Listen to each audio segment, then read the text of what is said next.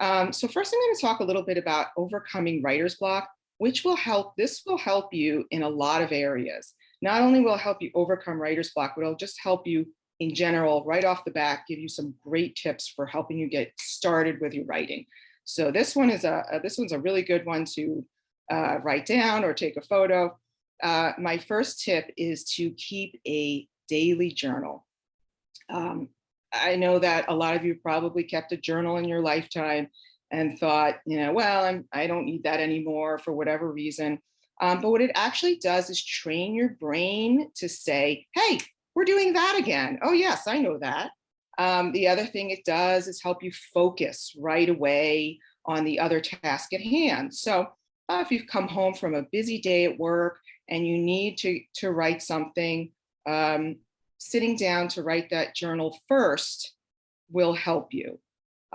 Likewise, if you write the journal right before you have to start working at work each day, sit down at your desk when you get there in the morning, take 5 to 10 minutes, write a daily journal. You can write anything you want in the journal. It can be about your morning, your afternoon, your night, anything.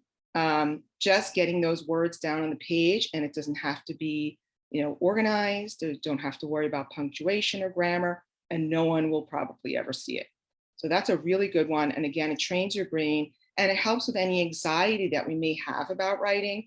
Again, it constantly doing something often is a good way to train that brain and say, oh, I'm not afraid of that. I like that. I know what that is. So it's just like any other exercise. Writing is an exercise. That's right. Reading is also very important. Read what you like, or read what you will be writing. So in other words, if you write reports at work, then read some of those other reports that you've seen around. Read someone else's reports who you think are, they're doing a good job with those reports. I'm going to read those. But not only that, read outside the box, read outside your comfort zone. What do you like to read? Do you like to read the newspaper or magazine articles? Can you push it a little further? Read a novel if you've heard of somebody who's a good writer. But always read also things that you like to write. So how do you like to write? Read those things as well. Read that literature. Okay. This one kind of goes hand in hand with the daily journal.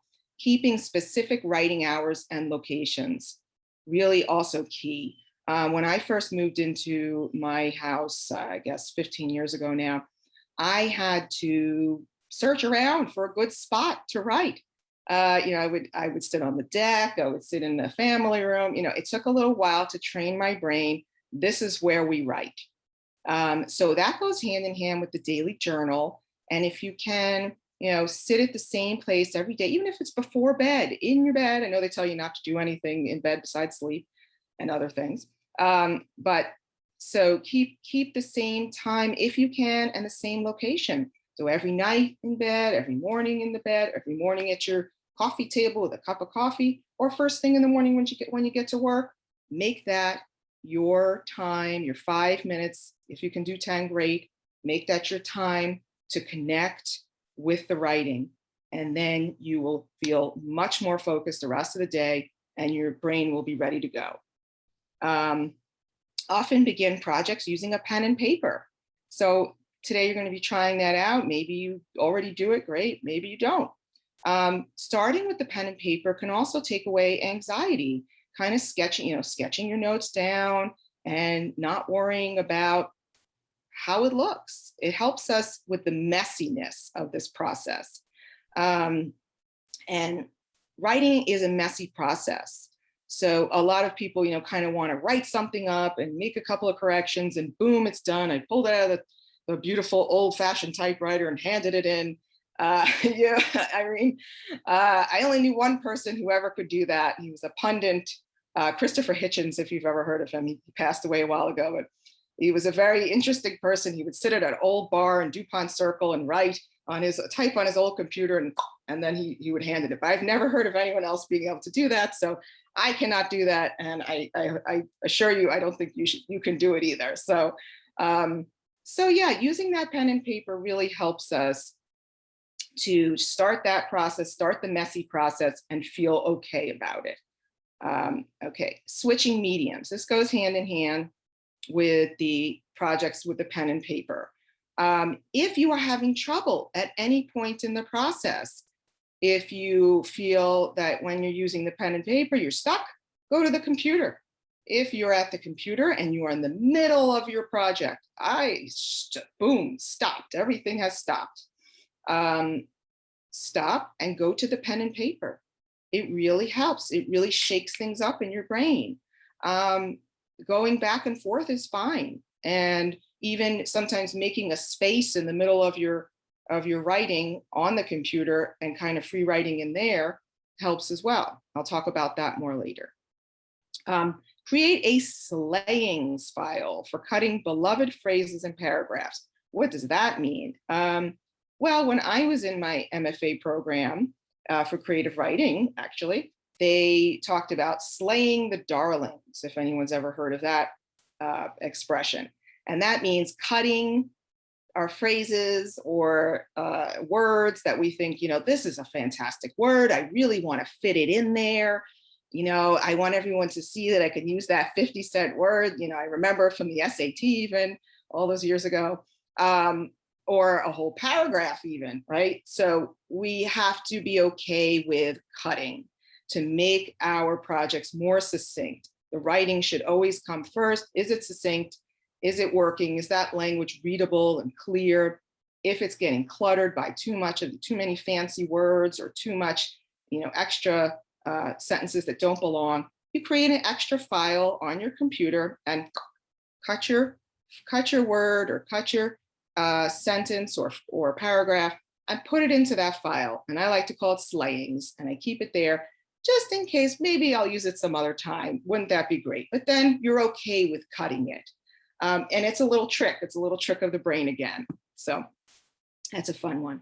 Use headphones and music while free writing. Not everybody likes this, but I will tell you, I just gave this trick to a new mom, and she sure loves it because she's Zooming and the baby is in the house with the nanny. So she sure loves the headphones.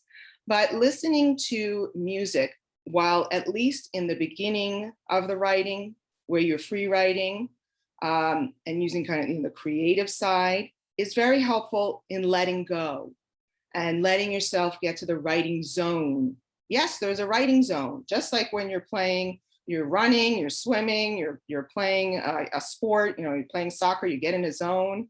There is a writing zone, and sometimes the music can help you get there. So I would say if you try this, give it a few times, try it every day for a week, even for 10 minutes, just try it for a little while and see, let your brain get used to it. Sometimes it's hard to think, but that's part of it, is that we don't really want to think in the early part of the process. We want to just write. So we'll talk about that more later, but that's something to try. Keep a pad and pen handy for to-do lists that clutter the mind while writing. So often, I don't know about you, but this has gotten even worse for me with Zooming at home. I can see right over there's a bunch of clutter that needs to be cleaned up later. I probably forgot to, take the laundry out, and being at home makes it even worse. So keeping that to-do list wherever you want, it can be on the computer, it can be on a piece of paper right next to you on a pad. Stop what you're doing the second that pops into your head, write it down, and it's gone. Another trick of the brain. It helps us to stop thinking about it. We've written it down, so it's okay now. We don't have to go to the trouble of thinking about it anymore, and the brain allows us to move on. Thank you, brain.